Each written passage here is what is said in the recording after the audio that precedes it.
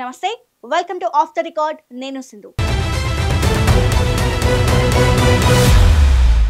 ఆ రూట్ లో రైలు ప్రయాణం అంటేనే బెంబేలెత్తిపోతున్న ప్రయాణికులు, సిగ్నల్స్ ట్యాంపరింగ్ చేసి రైళ్లను దోచుకుంటున్న దోపిడీ దొంగలు, అడ్డు వచ్చిన వారిపై దాడులకు సైతం వెనకాడని దొంగల ముఠ, బందిపోట్ల కంటే దారుణంగా రైళ్లలో దోపిడీలకు పాల్పడుతున్న దొంగల ముఠాని ఇప్పటికీ గుర్తించలేని రైల్వే పోలీసులు. ఇంతకీ ఎక్కడ ఆ ప్రాంతం, ఏంటి ఆ కథ? Let's watch the story.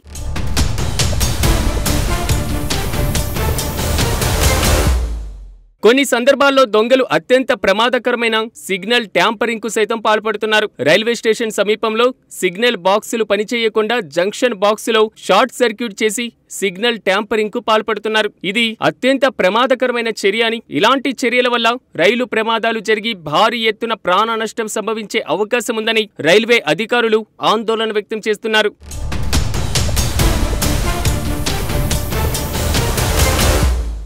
కొద్ది వారాల క్రితం న్యూ పిడుగురాళ్ల రైల్వే స్టేషన్లో సిగ్నల్ ట్యాంపరింగ్ కు పాల్పడిన దొంగలు విశాఖ చెర్లపల్లి స్పెషల్ ట్రైన్ ను గంటన్నరకు పైగా నిలిపివేశారు. ఆ ట్రైన్ S4, S7 బోగిల్లో చొరబడి నిద్రపోతున్నటువంటి ప్రయాణికుల మెడల్లో బంగారు ఆభరణాలు లాక్కొని పారిపోయారు. బాధితులు సికింద్రాబాద్ రైల్వే పోలీసులకు ఫిర్యాదు చేశారు. మరుసటి రోజున తుమ్మల చెరువు రైల్వే స్టేషన్ వద్దకు విశాఖ ఎక్స్ప్రెస్ వచ్చిన వెంటనే S1 బోగిలో ఉన్న దొంగలు చైన్ లాగి ట్రైన్ ను నిలిపివేశారు. వెంటనే రైల్వే పోలీసులు అప్రమత్తమయ్యారు. దోపిడీ దొంగలు మరో బోగీలోకి వచ్చే ప్రయత్నంలో రైల్వే పోలీసులు ఎదురుపడ్డారు. దీంతో దొంగలు పోలీసులపైన రాళ్లు రువ్వారు. వెంటనే అప్రమత్తమైన రైల్వే పోలీసులు గాల్లోకి 3 రౌండ్ల కాల్పులు జరపడంతో దొంగలు పరారయ్యారు.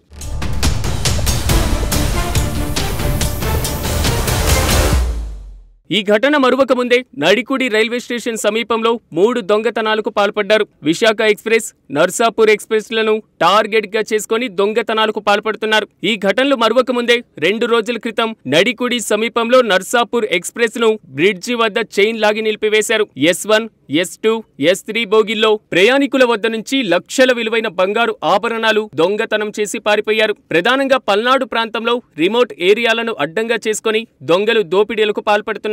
ఈ ప్రాంతంలో అయితే రైల్వే ట్రాక్ అద్దంకి నార్కెట్పల్లి హైవేకు దగ్గరగా ఉంటుంది. దీంతో రైలులో దొంగతనాలు చేసి హైవేకి చేరుకొని పారిపోవడానికి సులభంగా ఉంటుంది. అందుకే ఈ ప్రాంతాలను రైల్వే దొంగతనాలకు అడ్డాలుగా ఎంచుకున్నారు.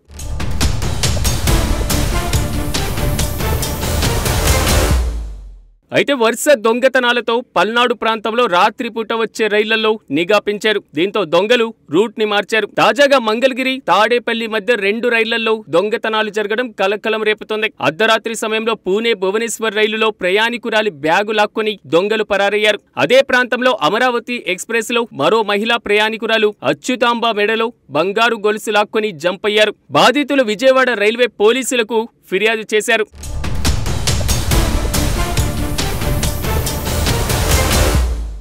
ఇలా వరుసగా ఉమ్మడి గుంటూరు జిల్లాలో రైలు దొంగతనాలు జరుగుతుండటంతో ప్రయాణికులు భయాందోళనకు గురవుతున్నారు. మరోవైపు రైల్వే పోలీసులకు వరుస దొంగతనాలు సవాళ్లుగా మారుతున్నాయి.